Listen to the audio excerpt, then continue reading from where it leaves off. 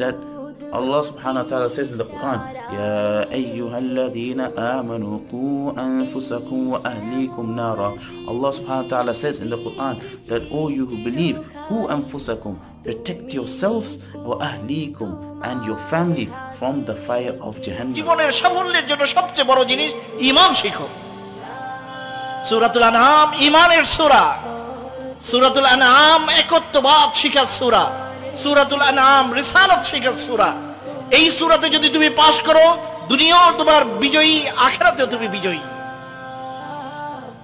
আল্লাহ তাআলা তোমাকে ফুলের মালা দিয়ে ফেরেশতাদের থেকে তোমরা রিসিপশন পাবে।